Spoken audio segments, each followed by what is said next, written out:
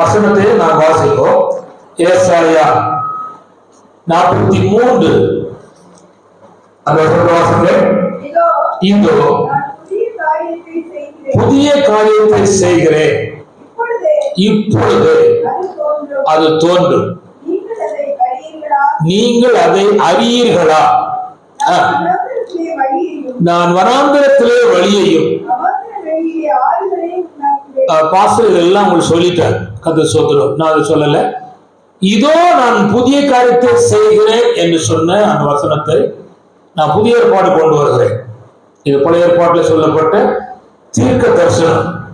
அதாவது அதுக்கு முன்னால் நடைபெற்ற ஒன்றும் திரும்ப செய்யப்படாது. இந்த வசனத்துக்கு அப்புறம் தேவன் இரண்டாக சரித்திரத்திலே போயிட்டார்.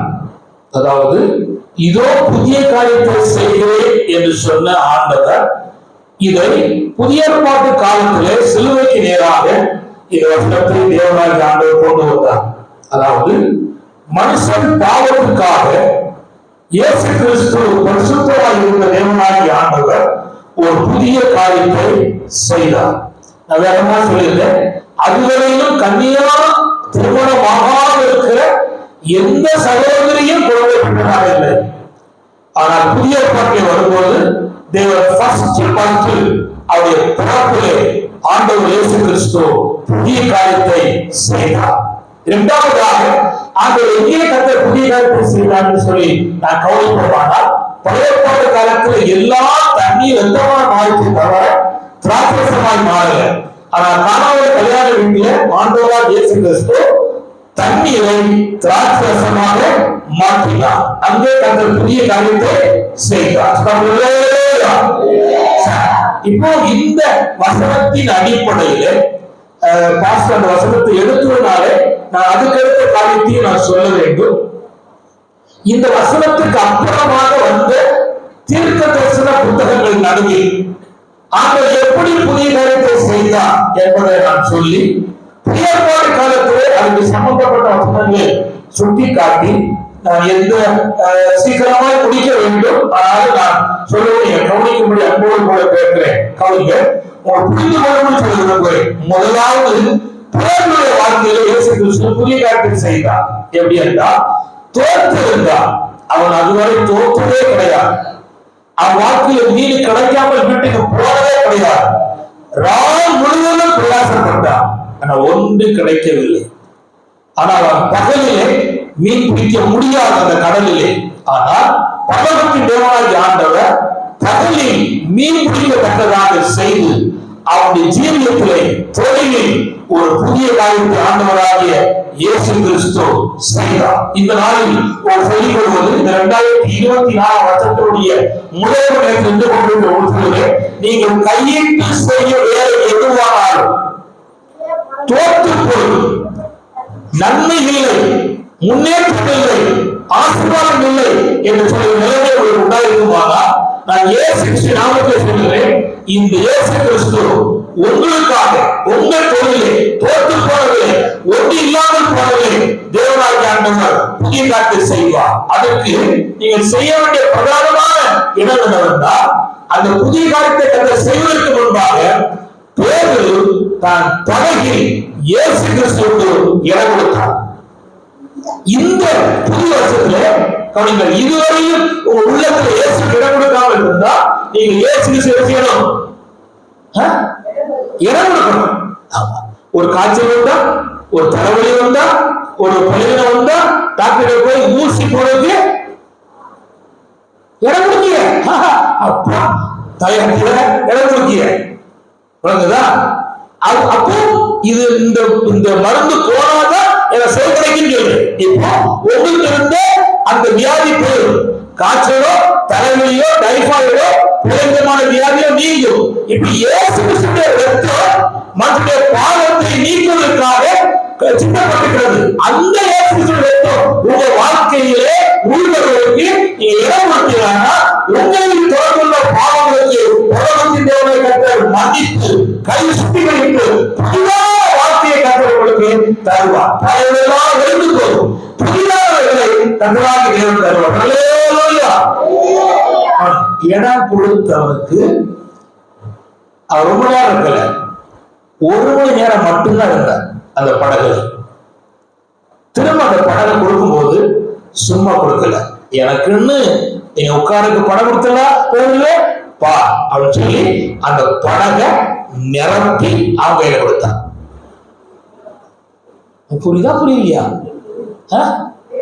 ஒண்ணு இல்லை அப்படின்னு சொன்ன இடத்துல கூலிக்கு ஆண்டவருக்காக அந்த படையை கொடுத்ததுனால ஆண்டவர் சொன்னார் இவனை சும்மா இருக்கக்கூடாது அப்படின்னு சொல்லி அந்த படகை நிரப்பி கொடுத்தான். இப்ப நான் கேட்கிறேன், உங்க வாழ்க்கையில இருதயத்துல இயேசுவுக்கு இந்த நாட்களை இடம் கொடுத்தீங்கன்னா அவர் உங்களை சந்தோஷத்தான், மகிழ்ச்சியினால், தகத்தால் நிறைவினால், வசனத்தினால், பலத்தினால் நிரப்பி உங்கள் வாழ்க்கையை இல்லாம போனதுக்கு ஆற்றல் தருவதற்கு இந்த புதிய மணி நேரத்தில் உங்கள் அப்புறம் இன்னொரு புதிய கருத்தை கற்று செய்தார். அவன் எப்பொழுதுமே படகுல வலையில தான் மீன் பிடிச்சிருக்கான். இவன் சொன்னா வழி கட்டணும், ஒரு தூண்டில் எடு அப்படின்னா அது கூட தூண்டில் எடுக்காத யாரு? இப்போ அங்க செய்யணும் என்ன செய்ய மாட்டார், இன்னைக்கு செய்யும் போல நாளை செய்ய மாட்டார். அதான் புதிய காரியம். இப்போ இல்ல இப்படி விட மாட்டோம், தப்பா சொல்லாமா அப்படி குற்றமா சொல்லமா. நான் அவரே சொல்றேன், அவங்களுக்குதான் ஒரு நாள் இப்படி வெட்டா புதிய காரியமா இருக்கு, ஒரு நாள் இப்படி வெட்டா இன்னொரு புதிய காரியமா இருக்கு. மண்டையிலே முடியலாம இருக்குவா. அன்னைக்கு ஒரு பையனை பார்த்தோம், ஐயோ கொண்டு போயிருக்கான், புதுசு புதுசா இருக்கு, ட்ரெஸ் தான் புதுசா இருந்தா முடி வெட்டி ஏகப்பட்ட புதுசா இருக்கு. அதெல்லாம் சொல்றாங்க. ஆண்டவர் சொல்றாங்கன்னா கையில கொண்டு போற தூண்டில போட அப்படின்னா போட்டா முதல் மீன் அது எடுத்தா வாயில் பிறந்தா ஒரு பணம், அது சொன்னா எனக்கு உனக்கு வரிகி கொடுத்தது. சரி, அதுல புதிய கருத்து. அடுத்தது லாஸ்ட் கட்ட பின்னாடி போயிட்டார். போன ஆண்டு ஜபத்துல, வசன வாசிப்புல, உபாசனத்துல, ஆராதனையில நீங்க பின்னாடி போயிருந்தா இந்த ஆண்டு கர்த்தர் உங்களை முன்னேற்றத்திற்காக வருகிறார். எப்படி அப்படின்னா அவன் பின்னாடி போனவன முன்னோக்கி வருவதற்கு இயேசுவே தெரிவிப்பான். போய் அது சொன்னா வலது பக்கம் போடும். வலது எங்க போடும்? ஃபர்ஸ்ட் லூக்கா 5ஆம் அதிகாரத்துல ஆழத்துல தள்ளி கொண்டு போடும். இங்க சொன்னா வலது பக்கம் போடும். நான் சொல்லுகிறேன், ஒரு கடலிலும் பெரிய மீன் கரைக்கு வராது. ஒரு கடலிலும் ஒரு மீன் வரலாம், ஒரு திமிங்கலம் வரலாம். 153 மீன் கவுண்டி கரெக்டா இருக்கு. 153 மீன் எடுக்கவே வராது. அப்ப கவனிங்க, வராததை வரவைக்கத்தக்கதாக கர்த்தர் அங்கே புதிய காரியத்தை செய்தார். விளங்கிட்டா? விளங்குதா? சரி, உங்க புருஷமா ஆரம்பிக்கே வரல, உங்க கோயிலா இருப்பா வந்துட்டாங்க, அதுக்கான ஆண்டவருக்கு கோடி சொல்றோம். ஹல்லேலூயா. நான் எப்படி இருப்பாரோ மன்னனை மகாராஷ்டிரன்னு சொல்லி நான் ரொம்ப காலம் யோசிச்சிருக்கேன். ஆனா கிறிஸ்துமஸ் ஆகிட்டு அவரை பார்த்தேன், எனக்கு ரொம்ப சந்தோஷம். ஹல்லேலூயா. அவங்க தொடர்ந்து அம்மா தாயே கூட்டிட்டு வந்துருங்க, என்ன கூட்டிட்டு தெரியாது, தொடர்ந்து கூட்டிட்டு வந்துருவாங்க. நான் அவரை பார்த்த போது என் உள்ளத்துல ரொம்ப சந்தோஷம். இப்ப கவனிங்க, பரலோகத்தின் ஆண்டவராகிய கர்த்தர் இந்த பேதுருவுக்கு வாழ்க்கையில 3வது புதிய காரியம் செய்வதற்கு ஒரு வேலை செய்தார். கவனிங்க, அவர் சொன்னா அத்தனை கீழ்ப்படி. நீங்க பழைய பாட்டுல நோவா வேலை செய்தான், தம்பிமார் கவனிங்க, வேலை செய்தான். இவன் போய் யானையை கூட்டி வந்தானா யானை தானா இருந்துச்சா?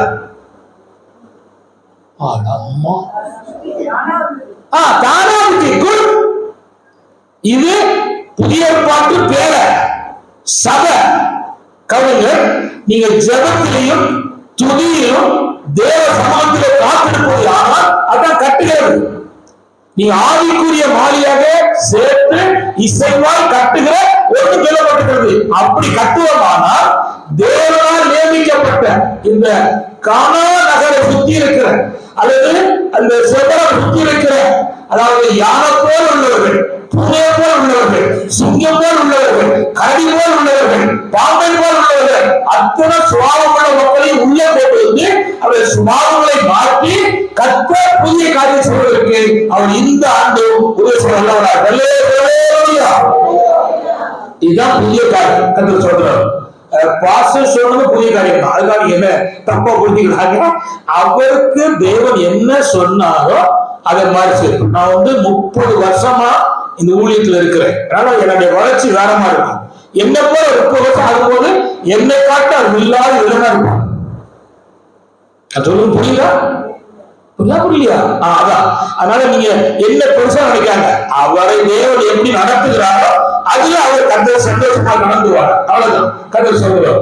நான் கடந்து போனது இப்ப நான் சொல்ல போறேன் என்னன்னா, சமயம் ஒத்து வராது, ஆனால் சொல்ல விரும்புகிறேன். கர்த்தர் சொல்லுவார், இந்த பழைய ஏற்பாட்டுல இந்த ஏசாயா தீர்க்கதரிசிக்கு அப்புறமாக இருக்கிற தீர்க்க தரிசனங்கள் எரேமியா, எசேக்கியேல் எல்லாமே இதோடு சம்பந்தப்பட்டு எழுதப்பட்டுச்சு. அதுக்கப்புறமாக ஓசியா, அதுக்கு ஆமோஸ், அப்படி பல தீர்க்கதரிசன புத்தகங்கள் இருக்கு. அதெல்லாம் அதுக்கப்புறம் எழுதப்படுச்சு. அதுல ஒரு வசனத்தை நான் சொல்ல விரும்புகிறேன். புதிய காரியத்தை செய்கிற தேவன் யாருன்னா, உங்களோடு கூட இருக்கிறார். பழைய ஏற்பாட்டுல வந்து போறார். சம்மதிக்கிறா சம்மதிக்கலையா? புரியல. பழைய ஏற்பாட்டில் எந்த பரிசுத்தவான்களுக்கும் வருவா, எழுந்தருளி வருவார். எந்த மனுஷனுக்கும், மோசே, ஆபிரகாம், எந்த மனுஷனுக்கும். ஆனா புதிய ஏற்பாட்டில் வந்தவர் நம்மோடு கூட இருக்கிறார். அதான் புதிய காரியம். சொல்லுவோம், ஹல்லேலூயா. இதோ உலகத்தில் முடிவுள்ள சகல நாட்கள் என்பவர் கூட இருப்பேன் சொன்னார். இதை இருப்பே என்பவர் என்ன செய்தார்? அதுக்கு நான் பழைய பாட்டுல ஒரு சம்பவத்தை, ஒரு வசனத்தை எடுத்து அந்த வசனத்துல 3 காரியம் இருக்கு நான் சொல்லுறேன். ஓசியா தீர்க்கதரிசி புத்தகம் 14ஆம் அதிகாரம், 14ஆம் அதிகாரம் அதனுடைய 5ஆம் வசனத்தை வாசிக்கும். சீக்கிரம் வாசிட்டா. நான் இஸ்ரவேலுக்கு பனியை போல், அவன் லீலி புஷ்பத்தை போல மலருவான். லிபினோனை போல வேறு வாசிமா. அவன் கிளைகள் ஓங்கி படரும்.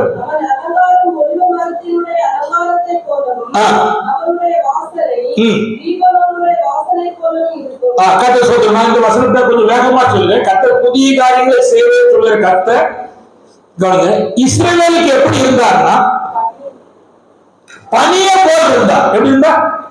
சத்தமா சொல்லுங்க, சத்தமா சொல்லுங்க. பனியை பார்த்திருக்கீங்களா? பனியை பார்த்திருக்கீங்களா? பார்க்கலையா? குட். எப்பமா பார்க்கலாம்? Good, very good, good, good, good. ஒரு சூரிய உச்சி வரும்போது ஆயிட்டா குட். அது ரொம்ப நன்றி, நீங்க விளக்கமா சொன்னதுக்காக. என்ன சொல்றாங்கன்னா, இந்த பனி எப்ப விழுகும்னா அதிகாலையில விழுகும். இப்போ விழுதான் செய்யுது, ஆனா கண்ணுக்கு தெரியுது எப்ப தெரியும்னா அதிகாலையில தெரியும். கவனிங்க, என் ஆண்டவர் சொல்றா, என்னை நீ பார்க்கணுமானா, நான் பனியமா சொல்லுகிற என்னை பார்க்கணுமானா, இந்த புதுசை நீ காணணுமானா, நீ எப்படி எழுதணும்னா அதிகாலை எழுதணும். எப்படி அதிகாலை என்றால் என்ன? 4 மணிக்கும் 6 மணிக்கு இடையில உள்ளதுதான் அதிகாலை. சரி, இந்த நேரத்துல நல்ல தூக்கம் வரும். தூக்கத்தினுடைய மிக முக்கியமான இடமே அதுதான்.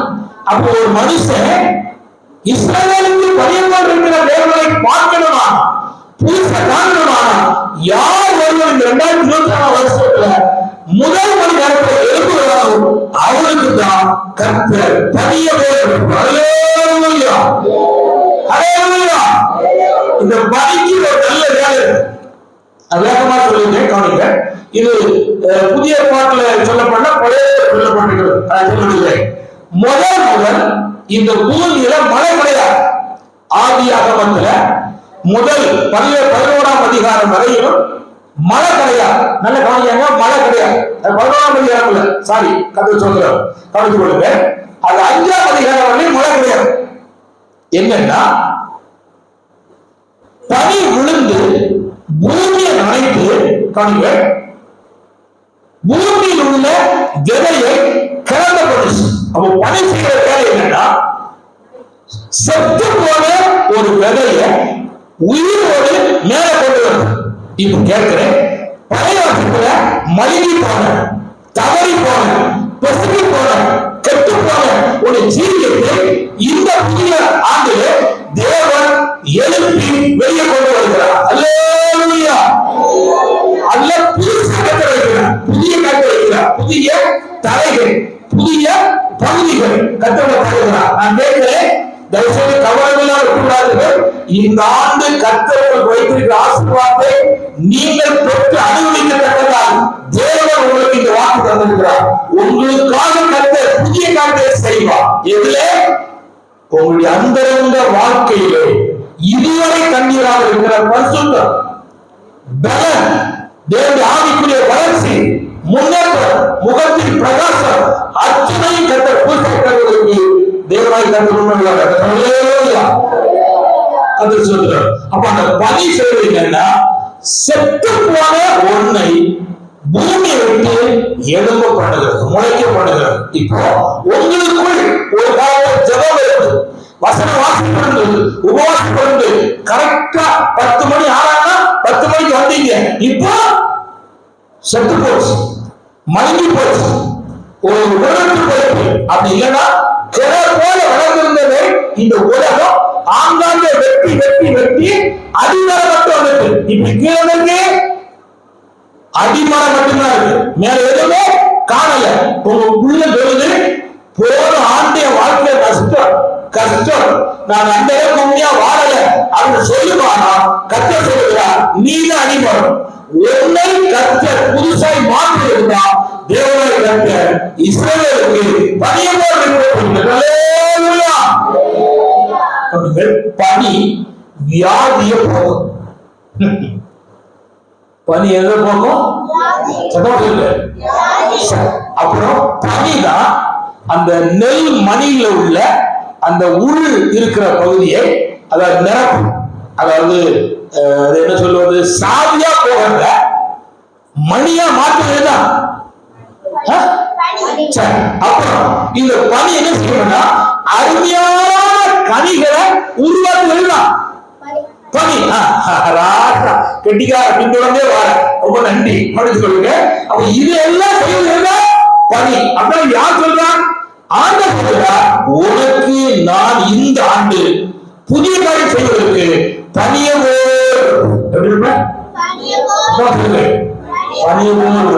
இது வந்து இந்த வெள்ளாந்த மாதிரிலாம் வராது, பயப்படாது. இந்த தாமரை பண்ணி வந்துச்சு, மணித்தாளர் வந்துச்சு, அது கணக்கமான போய் இருக்கிறதெல்லாம் சதையை பண்ணி சுத்தப்படுத்தி எல்லாம் இருக்கிற எல்லாரையும் கற்பனை. ஆனா அந்த பனி அப்படி வராது, விழுந்ததே தெரியாது, இறந்ததே தெரியாது. மறுநாள் பார்த்தாதான் தெரியும் பனி பெய்திருக்கு, வளர்ந்திருக்கு அப்படின்னு தெரியும். அப்படியானால் தேவன் உங்களோடு கூட இருக்கிறதை நீங்க அறியாமலே கர்த்தராகிய ஆண்டவர் செய்வதற்கு உண்மை உள்ளவர். அல்லேலூயா. நான் சொன்னேன், பனியை போல் இஸ்ரவேலுக்கு இருப்பேன்னு சொல்றார். அப்ப சொல்லி சொல்றார், நான் இஸ்ரவேலுக்கு பனியை போல் இருப்பு நான் என்ன பண்ண போறேன்னா மலர பண்ணுவேன். என்ன பண்ணுவேன்? சத்தமா சொல்லுங்க. இப்போ உங்க முகமெல்லாம் மலர்ந்த முகமா இல்ல, வந்த போது இப்போ ஒரு மாதிரி தூக்கத்துக்காக ரெடி ஆகிட்டு மாதிரி இருக்கு. ஆனா இப்ப பாருங்க, கொஞ்ச நேரத்துக்கு அப்புறம் பாஸ் ஏதாவது சாப்பிட தருவார் பாருங்க, அவ்வளவு முகமும் விழிப்பு, கை தடுமாறாது. கரெக்டா மட்டன்னா மட்டன் பக்கம் கை போயிடும், அப்போ வேகமா அதுதான் கரெக்டா இருக்கு. இப்பதான் ஒரு மாதிரி இருக்கு, இப்போ கொஞ்சம் மாறாது. இப்படி சொன்னதுக்கு ஒரு மாற்றம் நல்லது. நம்முடைய வாழ்க்கையில பரவாயில்லை தேவனாய் கர்த்தர் செய்கிற ஒரு இன்னொரு பகுதி நம்மளை மலர பண்ணுகிறார். அந்த வார்த்தை வாசிமா, நான் இஸ்ரவேலுக்கு பனியை போல் இருப்பேன். இருப்பேன். அவன் லீலி புஷ்பத்தை போல் மலர்வான். என்ன லீலி? லீலி சத்தமா சொல்லுங்க. லீலி புஷ்பம் எங்க இருக்கும்னா மேட்ல இருக்காது, பள்ளத்துல இருக்கும், அதுலயும் தண்ணி நிறைந்த இடத்துல இருக்கும். இந்த பூத்துனா எத்தனையோ வயலுக்கு அங்க இருக்கிற மக்களை கூப்பிடும்.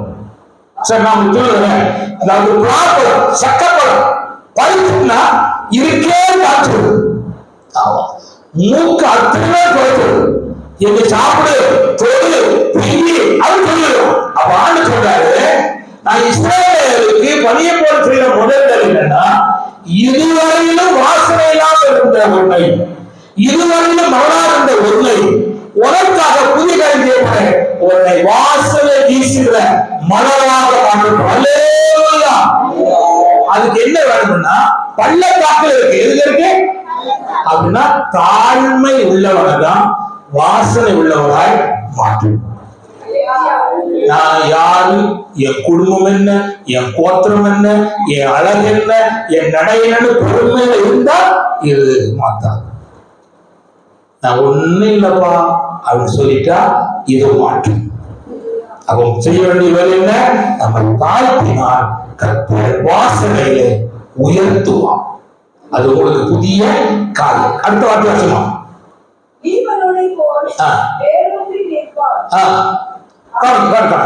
அடுத்த வேலை என்னன்னா, லீரோனை போல வேரொன்றி.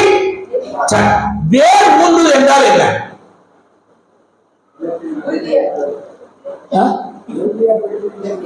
நீங்க சொன்னா என்ன கேட்க மாட்டேன், நான் சொல்லுவேன்.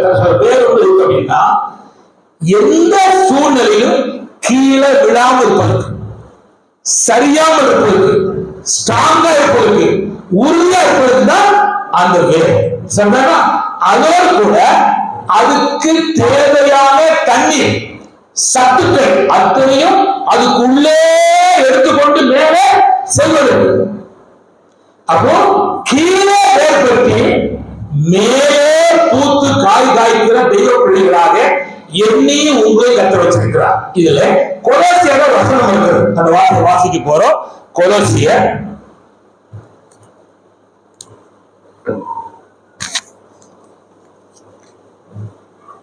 2ஆம் அதிகாரம் அதனுடைய 6ஆம் வசனத்தையும் 7ஆம் வசனத்தையும் வாசிப்போம். ஆகையால் நீங்கள் கர்த்தராகிய இயேசு கிறிஸ்துவை ஏற்றுக்கொண்டபடி, கவனிங்க, முதல்ல அவரை ஏற்றுக்கொள்ளணும். அவருக்குள் வேறு கொண்டதா இருக்கணும். யாருக்குள்ள? இயேசு கிறிஸ்துவை வேறு கொள்ளணும். இப்ப என்னன்னா, கவனிங்க, வேறு கொள்றது தப்பா பண்றாங்க. ஒண்ணு, பக்கத்தில் இருக்க விசுவாசியோடு சேர்ந்து வேறு கொள்றாங்க, அது நிலைக்காது. அல்லது ஒரு பெரிய ஆள் பக்கமா வேறு கொள்றாங்க, அப்படி இல்லை. நீங்க வேறு கொள்ள வேண்டிய இடம் என்னன்னா, கர்த்தராகிய இயேசு கிறிஸ்துவுக்குள் நீங்க வேறு கொள்ளணும். வாசிங்க,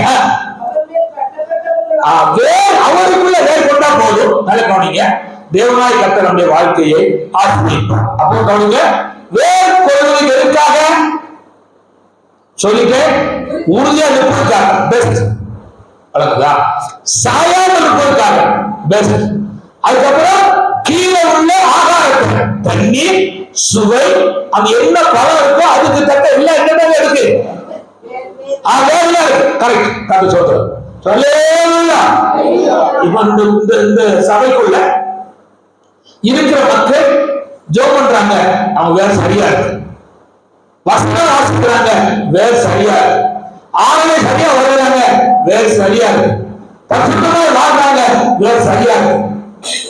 ஆனா இதுக்கு பதிலாக குழாயில, ரேஷன் கடையில அப்பா இருக்கிற துணியை மேல இழுத்து விட்டுக்கிட்டு போட்டா சட்டம் வேற எங்கேயும் இருக்கு அர்த்தம். இங்க இல்லத்தான், இங்க இல்ல. நிறைய மக்கள் சொல்றாங்க, சபையில தக்கா நல்லா இருக்காங்க ஐயா, ஆனா ரேஷன் கடையில போன சட்டம் தாங்க முடியலையா அப்படிங்க. அப்ப என்ன, வேற எங்கேயும் இருக்கு, சந்தேகமா இருக்கு. கவனிச்சுட்டாங்க, கர்த்தருடைய ஆசீர்வாதம். அடுத்த வேகமா சொல்லி விடுகிறேன். ஓசியா அங்க போயிருக்கோம். 14:6 கிளைகள் ஓங்கி படரும். இப்ப நான் இதுதான் செய்திக்கு வரேன்.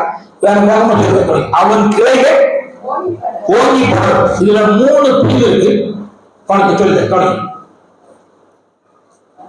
விரிவாக்கம் சொல்லுங்க, சத்தமா சொல்லுங்க. விரிவாக்கம். அப்புறம் கவனிச்சுக்காங்க, நான் வசனத்துல சொன்னாலும் உங்களுக்கு புரியும், இல்லைன்னா எங்கேயோ சொன்ன மாதிரி இருக்கும். அதனால அந்த ஓசியா எடுத்துருவோம். ஓசியா வாசி வாசி வாசிங்க.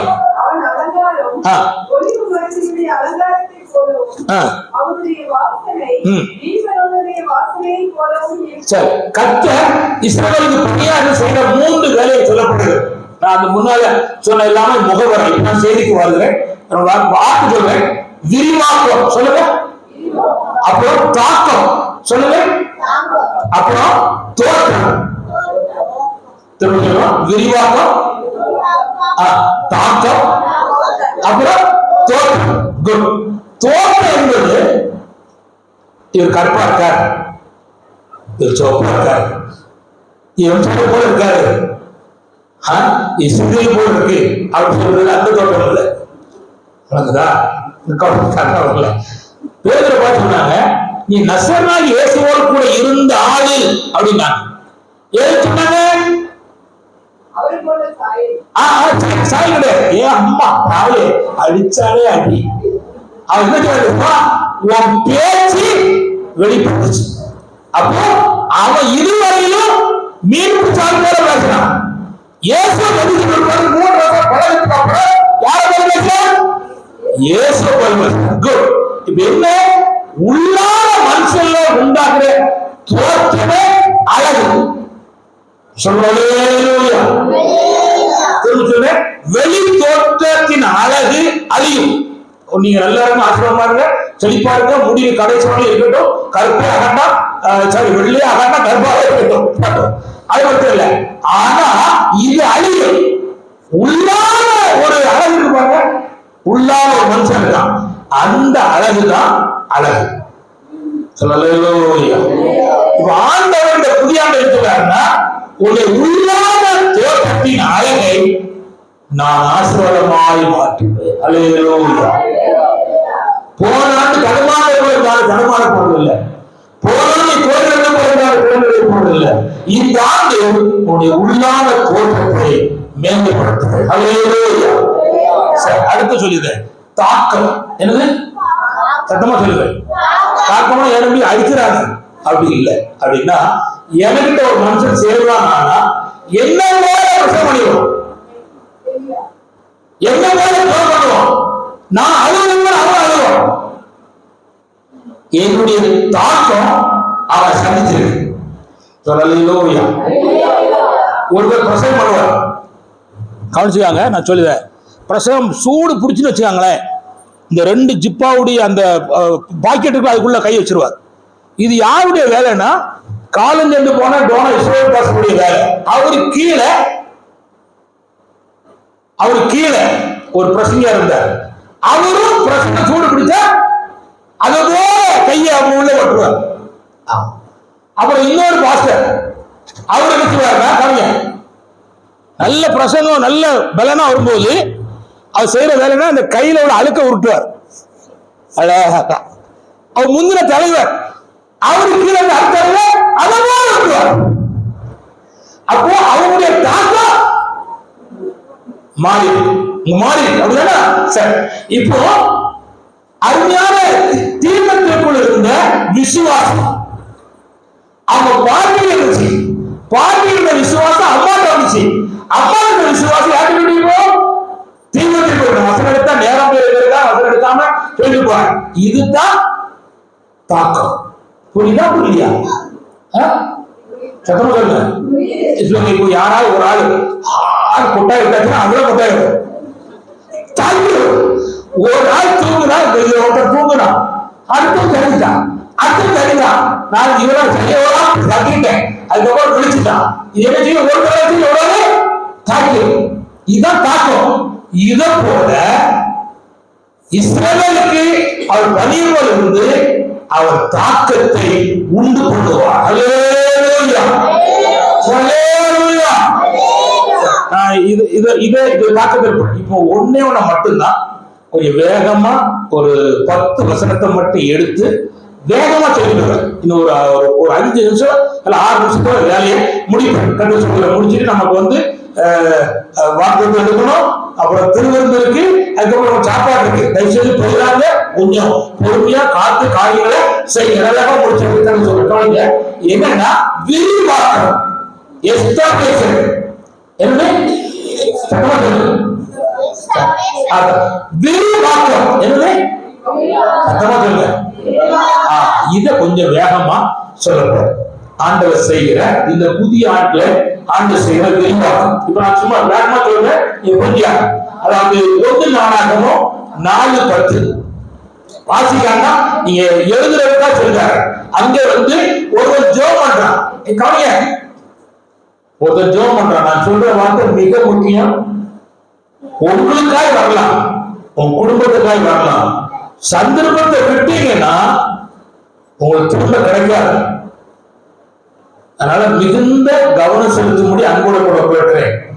ஏனென்றால் அங்கே ஒருவன் பிறந்திலிருந்து அழ வேண்டிய சந்தர்ப்பம், கஷ்டம், குடும்பத்துக்குள்ள நிந்தை, அவமானம், பாடுபட்டுக்கிட்டு இருக்கான்.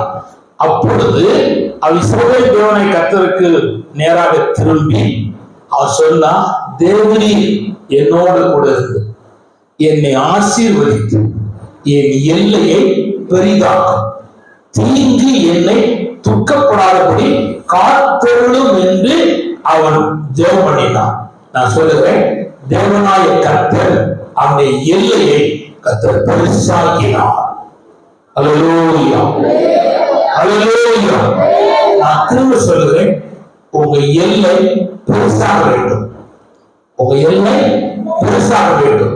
அதான் படர செய்வது. என்ன செய்வது?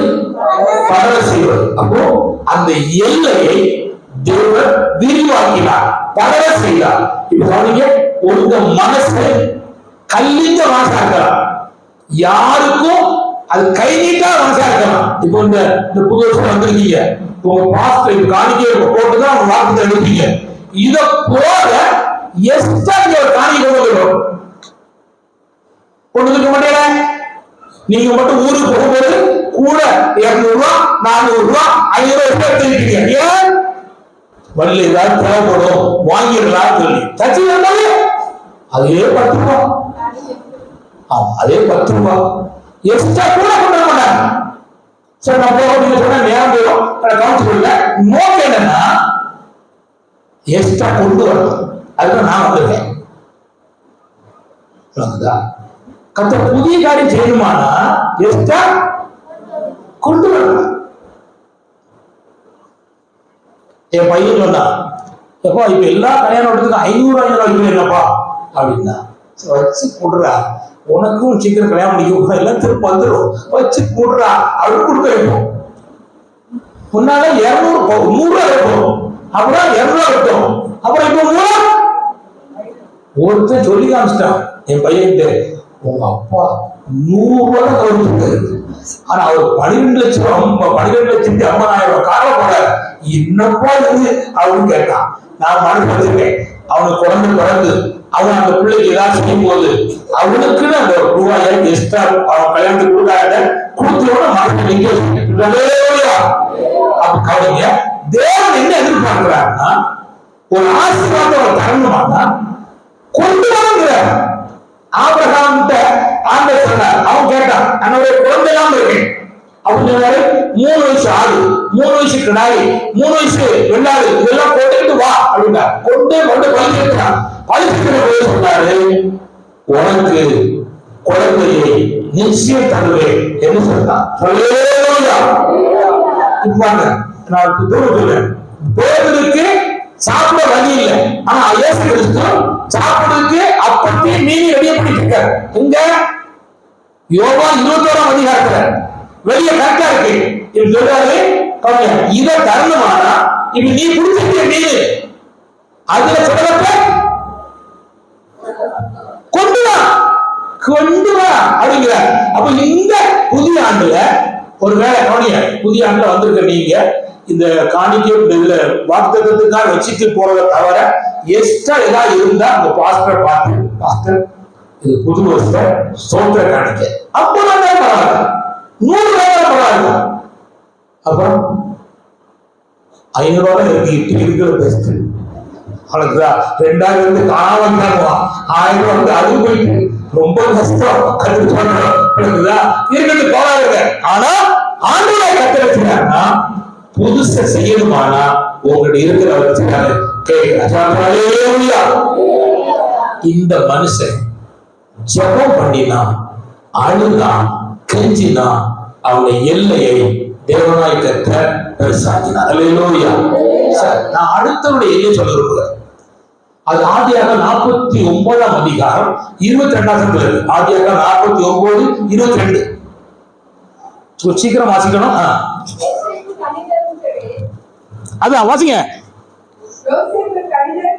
அப்ப ஏன் என்னாச்சு? முழுங்கி வாங்கி சாப்பிடுங்க, சாப்பிட சீக்கிரம் சொல்லுங்க. அதுதான் யோசேப்பு கழிந்தரும் செடி, அவன் நீர் ஊற்றண்டையில் உள்ள கழிந்தரும் செடி, அதன் கொடிகள் சூரியன் மேல் படரும். கொடிகள் சூரியன் படரும். காணி இப்ப காணி இங்க காணி. ஹலோ கவுண்டா புரியும். ஏற்கனவே எகிப்துல அவன் தான் ராஜா. அவனுக்கு ஏற்கனவே உயர்ந்த இடத்துல இருக்கான். அதுக்கப்புறம் கொடி படருமா? எல்லா சொத்தும், எல்லா நகையும், எல்லா பணமும், எல்லா லாக்களும் அங்க இருக்கு. ஒரு நாய் கூட அவன் அறியாம போக முடியாது. அவளை பொறுப்புல இருக்கான், அவளை உயர்த்தி இருக்கிறான். இப்ப அவனுக்கு நேரம் பேச்சு ஒரு கொடிகள் சுவர்ல பலரும் உயர்ந்திருக்கிறவனுக்கு ஆண்டு சொல்றாங்க. காமிச்சாங்க. அவனுக்கு சொன்னதில்லை, அவன் பேர்ல சொன்னதை தவிர அவனுக்கு சொன்னதில்லை. என்ன சொன்னா, அவன் 2 பையன் இருக்கான். அவன் பையனை கர்த்தர் உள் பத்தி தான் சொன்னார். இப்ப நாளை வந்திருக்கிற உங்களுக்கு சொல்ல வருவேன், எனக்கு வயசாயிட்டு எனக்கு ஒண்ணும் இல்லை அப்படின்னு சொல்லலாம். உங்க பிள்ளைகள், உங்க பிள்ளைகள் எதிர்காலத்துல பலரும் அதுக்கு ஆண்டவர் சொல்றாரு, யோசேப்புடைய கொடிகள் படரும் அப்படிங்கிறார். அப்படின்னா 2 பிள்ளைகளுடைய எதிர்காலம் செல்வாக்கா இருக்கும். இந்த செல்வாக்கு என்ன? உலக பிரகாரம் செல்வாக்கு இருக்கு, நான் சொல்லல. ஆவிக்குரிய செல்வாக்கு சொல்றேன். கவனிச்சாங்க, கவனிங்க. சிம்பிளா சொல்லிட்டு வருவேன், கவனிச்சாங்க. தெசலோனிக்கே பட்டணத்தில் இருக்கிற தெய்வ பிள்ளைகளுடைய விசுவாசம் உலகம் எங்கும் பிரசித்தமாயிட்டு. எந்த படத்துல உள்ளவங்களுக்கு? தெசலோனிக்கே பட்டணம். இப்போ அந்த ஆவிக்குரிய செல்வாக்கு எல்லா பக்கமும் பரவிட்டு இந்த சபையோட விசுவாசி உண்மை உள்ளவர்கள், இந்த சபையோட விசுவாசி கர்த்தருக்காய் கொடுக்கிறவர்கள், இந்த சபையோட விசுவாசிகள் தேவனுக்காய் வாழ்கிறவர்கள், இந்த சபையோட விசுவாசிகள் ஐக்கியமா இருக்கிறவர்கள் என்கிற அந்த செல்வாக்குடைய பரவ இந்த கணக்கான சுற்றிருக்கிற அத்தனை சபைக்கு என்னையும் பாரு, அழகையும் பார்த்து உட்கார்ந்துறாங்க. அதுதான் மேன்மை. சொல்லப்படுகிறது, எவ்வாறு ஜனம் பொருத்தமாக அந்த 12 கோத்திரத்திலே மாற்றப்பட்டார். பின்னால புரிஞ்சுட்டா? யூதா இருக்கு, மற்ற எல்லா கோத்திரம் இருக்கு. ஆனா ஜனம் யாருதான்? யோசேப்புடைய பையன் எப்ராஹிம் தான். அப்போ கர்த்தர் செல்வாக்கு எழுப்பிட்டார், ஆசீர்வதித்தார். அல்லேலூயா. சரி, கர்த்தர் சொல்லுங்க. ஒன்னே ஒண்ணு சொல்லி நிறுத்தலாம். ஏசாயா 54 அதிகாரம் முதல்ல 3 வாசிங்க, அப்புறம் 2 வாசிங்க, அப்புறம் 1 வாசிங்க. வாசிப்போம். நீ வலதுபுறத்திலும் இடதுபுறத்திலும் இடம் கொண்டு பெருகுவாய். பாருங்க, நீங்க சொல்லுங்க. நீ வலதுபுறத்திலும் இடம் கொண்டு இல்ல, இடம் கொண்டு பெருகுவாய், அதே படருவாய். வாசி. சரி, போட்டு 2வது வாசிங்க. 2வது இங்க காணுங்க. இது சொல்லப்படுகிறது, இங்க சொல்லப்படுவது நம்ம செய்ய வேண்டிய வேலை என்ன? உன் கூடாரத்தின் நிலையை விசாலமாக்கு, விரிவாக்கு, நீளமாக்கு. திரும்ப சொல்லும், விசாலமாக்கு, விரிவாக்கு, நீளமாக்கு. யார் செய்யணும்? நம்ம கேட்கணும். ஜபத்தை விசாலமாக்கு, ஜப உபவாசத்தை விரிவாக்கு. அப்புறம்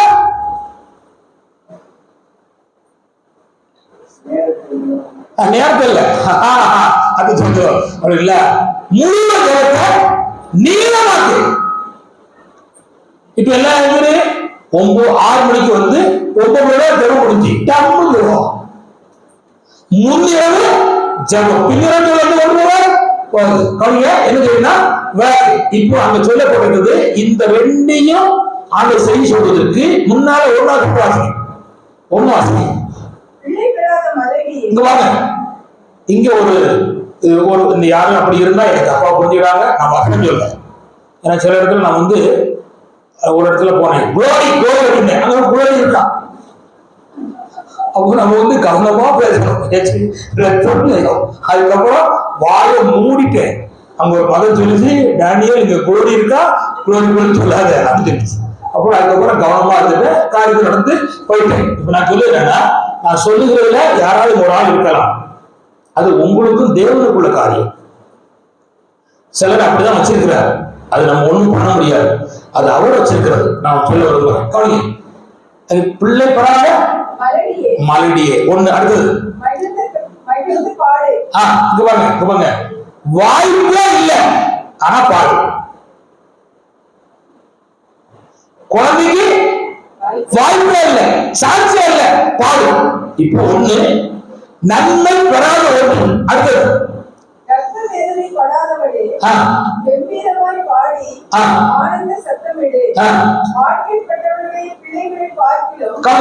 அடுத்தது ஒரு குறிப்பு இருக்கு. இவன் நிறைய பிள்ளை பெற்றார். முதல்ல குழந்தை பெறாத ஒரு ஆள் இருக்கு, இங்க அதுக்கப்புறம் குழந்தை பெற்றவருக்கு நிறைய இருக்கு.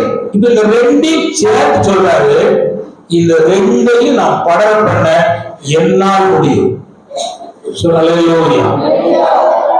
இந்த ரெண்டையும் விரிவாக்க என்னால் முடியும் சொல்றார். இப்ப கவனிச்சுக்காங்க, உங்க அறிவு உங்க திறமை இங்க உள்ள வராது. இப்ப சொல்றார் ஆண்டவர், அதை பார்க்காத. மேல ஒண்ணு இருக்கு, அதை பார்க்காத. கீழே ஆசிரமம் இருக்க, அதை பார்க்காத. நீ விசாலமாக்கு, விரிவாக்கு, நீளமாக்கு. நான் உன்னை பரசுவதற்கு உண்மை. கண்ணில் காண்கிறவர்கள் சில ஆசிரமம் இல்லாம இருக்கலாம், கண்ணில் காண்கிற ஆசிரமம் இருக்கலாம். அதை பார்க்காதப்பா, என்னப்பா ஒரு ஆசிரமம் இந்த ஆண்டு நான் ஆயத்தமாயிருக்கிறேன். தேவனாய கர்த்தர் நாங்கள் விரிவாக்குறதில்லை. தேவன் பெரிய காரியங்களை புதிய காரியங்களை செய்வார். நான் வார்த்தை நிறுத்துறேன். முதல் தரத்திலே விரிவாக்கம், தாக்கம்,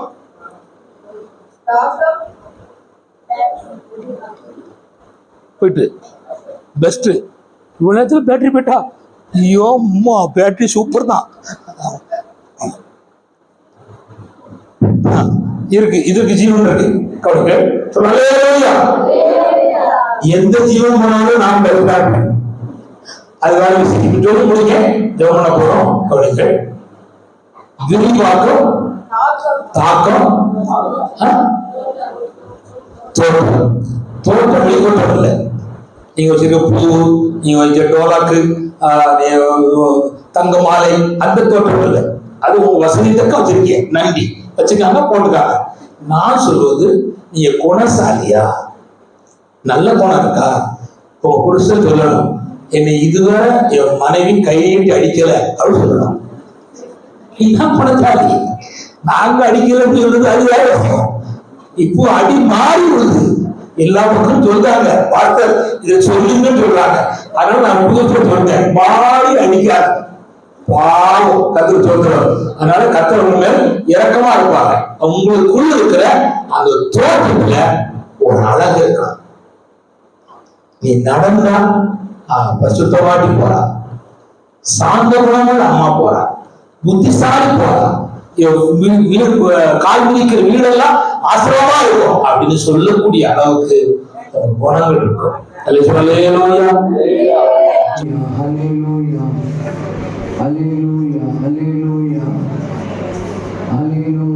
யோசேப்புடைய கொடிகள் சுவரில் அடர்ந்து ஆண்டவரே உம்மை ஸ்தோத்திரிக்கிறோம் ஐயா. ஆண்டவரே உம்மை ஸ்தோத்திரிக்கிறோம். யோசேப்பின் கொடிகள் சுவரில் படரும். ஆமென். ஸ்தோத்திரம் ஐயா, உமக்கு ஸ்தோத்திரம். நீர் படரப்படுகிற தெய்வம் ஆண்டவரே, நீ விரிவுபடுத்துகிற தெய்வம் இயேசுவே, உமக்கு தாக்கத்தை உண்டாக்குகிற தெய்வம்.